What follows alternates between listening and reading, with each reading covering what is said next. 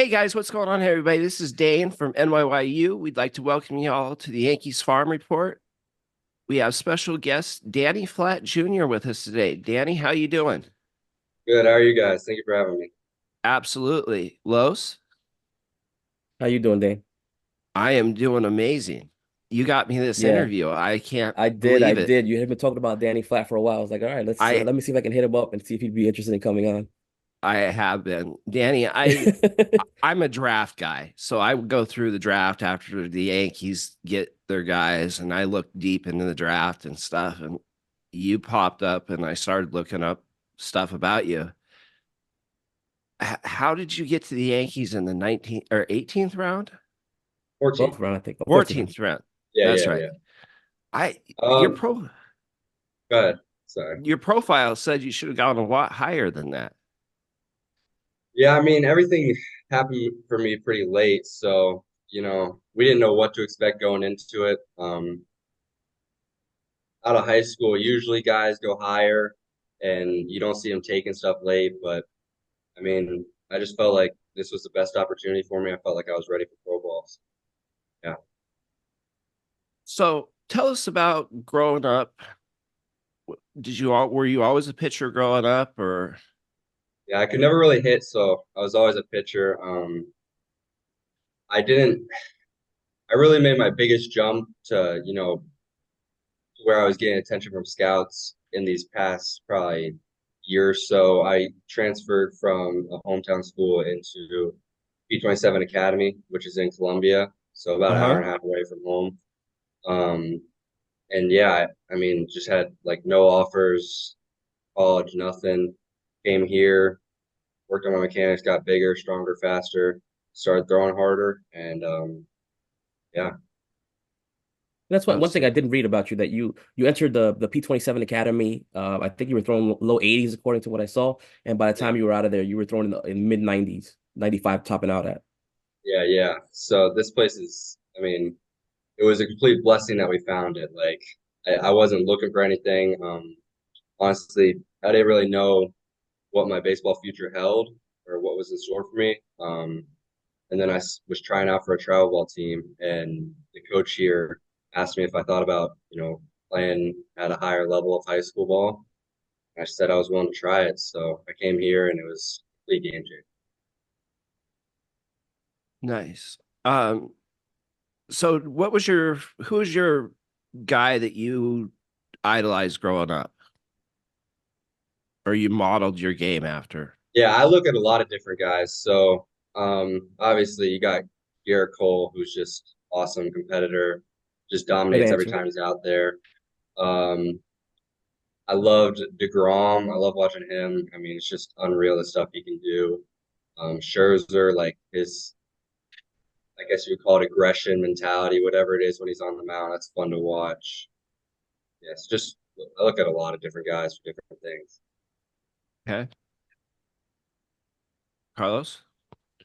Reading your journey to get to the Yankees organization, and you were slated to go to commit, or you did commit to Lipscomb University. How did the Yankees pry you away from that, and did they have to try too hard? Well, no, it was really my decision. Like I knew that I was ready to go play pro ball. Being here, I lived away from home, and so like I knew that that wasn't going to be like a hard step for me. And then also just like I felt like I was ready for the jumping competition. Not saying that I was too good for college or anything, but I just felt like for my career and where I am. Just being in an organization and getting to learn from all these guys that are super knowledgeable is best. Now, did you have a team that you grew up rooting for? I've always been a fan of New York sports. My dad is originally from Jersey, so I Okay. was a Mets fan, but Oh my God. That's fine. but yeah, don't hurt me. But it's transitioned over to the Yankees for sure. Cool. So tell us about your pitch package a little bit. What is it that you throw? That kind Yeah. of. So fastball, curveball, slider, changeup. Um, I would say my best two are probably curveball slider, just because the high spin rates. Yeah. Curveball's gotten up to I think 3,200 is the highest I've gotten it. Oh, wow. I'd only seen And 3,000, 30. Wow. that was on a TrackMan here in a game, so it's probably not on the internet. But and then slider uh has been close to 3,000 as well. But for fastball, coming into the organization, actually, like the shape of the fastball is pretty average. Uh-huh. Ride guy from a high slot, but just the shape overall was average. But working with those guys in the complex, Yeah. they helped me turn it into something that I'm trying to get where it's not average. So still keeping with the ride, but trying to get a little bit more cut to it, so it's not just average run. Gotcha. Yeah. So are you throwing a two seam or a four seam? No four seam still, but Okay. um, it was probably around 12 inches of run Uh-huh. horizontal. But after I shut down and they started building back up, we were able to get it closer to four to close to zero sometimes as well. Oh, wow. So Wow.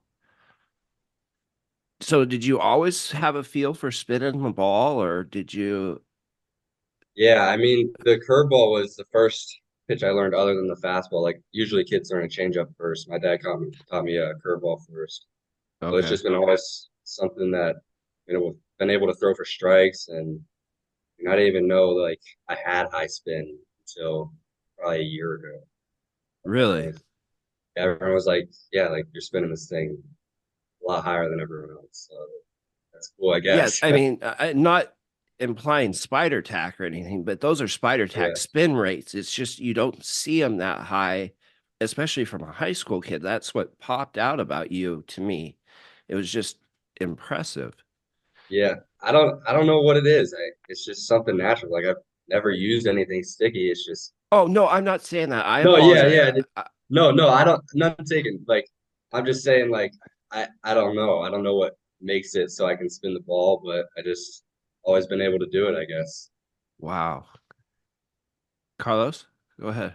But I'm imagining the changeup was one of the first off-speed pitches that you learned. You pretty much making everyone look silly because at that age, you're expecting fastball most of the time, and here you are with a nasty changeup that you've been working on for a while.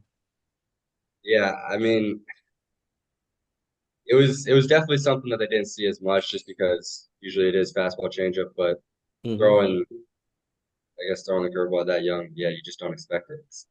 Yeah. Definitely got a lot of swing and miss. Now, have you had any arm problems at all? No, a lot of guys say like, learning a breaking ball that early, you'd have Hmm. some, but no, I mean the only arm problem I had was, I think my sophomore year where I was just a twig and I was throwing harder than I was ready for. And so like I just had to slow down, back off. But other than that, like I've been throwing almost year round for junior, senior year. So Wow. See, my one of my best friends growing up got drafted by Tampa, and he blew out his arm twice, once in high school and then with them because he started throwing a curveball early. I was just wondering if there was any. oh yeah, knock on wood, hopefully it doesn't happen. But no, no Yeah, arm problems, yeah. that's awesome. Los. So once you're drafted, I'm assuming you have to report to the top Tampa complex. What was that like going there? It was cool. So it all happened real late for me. Like I said, I didn't start Mhm. talking to my Yankee scout like really that they were going to be interested in taking me until about 2 weeks before the draft. Oh, He wow. had been he had been watching me, but I didn't really know.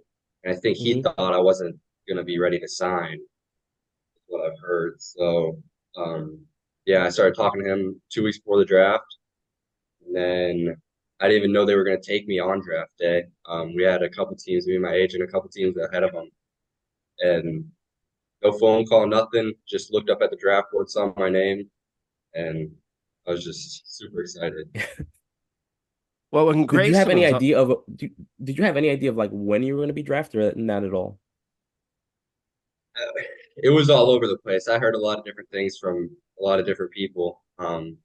Just not having a lot of exposure, I think, was the big thing. Like, because it all, like, I did get a lot of attention late. Like, you Hmm. know, just it was all over the place. It could have been anywhere from 10th to like 20th round. We thought so. We had no idea. When Grayson was on, he said the draft room called him just before they picked you because he was your first off or early college offer for you. And he said that the room was really high on you. So that's exciting for you.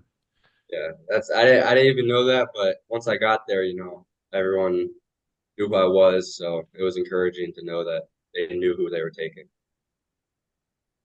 Los? I mean, that's always good. I mean, we've been talking about this on this show for a while now. That I think for the last 3 4 years, the Yankees seem to know who they want, where we didn't feel that before. It feels like they were just drafting names, and now it seems like they're targeting specific players or prospects that they want to take in the draft, and then they bring them into the system and start pumping them out. I think that Sam Breen has come aboard the last 4 years, I want to say. Yeah. Yeah, they know what they're doing, so I believe in everything they got going on. Yeah. Were you excited to come to an organization that develops pitchers as well as the Yankees do? Yeah, you gotta be. I mean, like it seems like everywhere you look, they got a guy doing something that a lot of other orgs don't have. And I've Right. seen that even in the complex. Like they just have the amount of talent and just arms that they have are just unreal. So do you And have just it? real quick, you are reporting to the complex, right? You're Yeah, going to the FCL? Okay. yeah. Yeah. That's what I was just going to ask too. I think, yeah, I mean, I haven't thrown a pitch live yet, but I would think that's correct. Tell us about your future, what you're working on to improve besides just getting bigger, stronger, faster. Yeah, so I mean that's really what it is this first off season, trying to throw harder, um, and more strikes. Like the breaking stuff is there, Yeah. but I just gotta, it's everything in this game right now is about velo and power. So I think that's kind of the direction we're headed, trying to throw harder and just getting strikes How's the command? It's good. I mean, that's something that I did struggle with early on, but Uh-huh. just kind of honing my mechanics and making them more repeatable. It's made it a lot easier to, put the ball where I want. Just, just throw strikes. Gotcha. Los? When you guys report to the Tampa complex, there's a lot of coaches there. There's a lot of personnel there. When they're because none of the pitchers in this class actually debuted this season. That's all coming in the upcoming season. Um, is there something that they have you working on to specifically to you, or is all just like a one size fits all, or do they Oh work yeah, towards what your strengths are? yeah. It's definitely not one size fits all. Everyone has their own plan, and Hmm. really they do a great job of teaching you what to look for in yourself. So their Hmm. big thing is kind of making you your own pitching coach.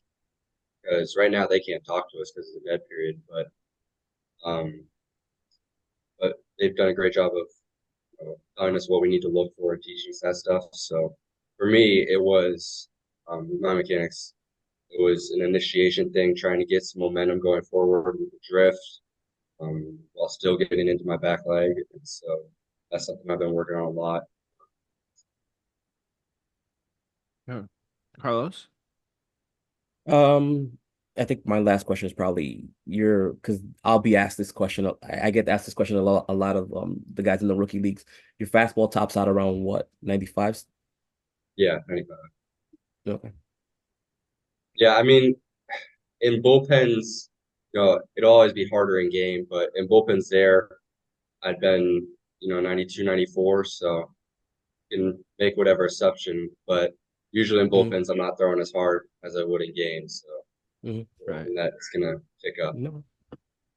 So where can we see video of you or follow you? Yeah, you can follow me on Instagram, just Danny Flatt. Video, I don't know, it's gonna be tough because I like you guys said, like there's just not a lot of it. Hmm. There's just kind of something that happened real late. So I'm sure there's stuff on YouTube, you know, if you Google my name, I think from a while ago. Yeah, there wasn't anything recent. Oh yeah, I don't think there would be. I just can't remember last time I threw on like a stage where there was a lot of cameras. Well, you are an absolute pitching coach's dream with your pitch package, your size, everything. I'm hoping to see big things from you this coming season and in your career. Thank you. Yeah, I'm excited to get back to Tampa, get throwing, face some batters, and I'm just super excited. Cool. I'm definitely excited to see this season, and definitely excited to see what you bring on to the FCL team in next season. When do you have to report, or do you know yet? I don't know for sure. They said they're going to build me up as a starter, so um, I don't know exactly when that'd be, but whenever all the other starters and those guys go back. Cool. All right. Well, I think that's going to do it for us. Thank you so much for coming on, Danny. And we'd love to have you again soon. Yeah, for sure. Anytime you guys want to talk, I can talk baseball all day. So So can we. So we like to hear. That's what we like to yeah, hear, especially absolutely. your prospects. Yeah. So we'll hit you up. thank you. Thank Thanks a lot for you. coming on. We appreciate it. Thanks so much.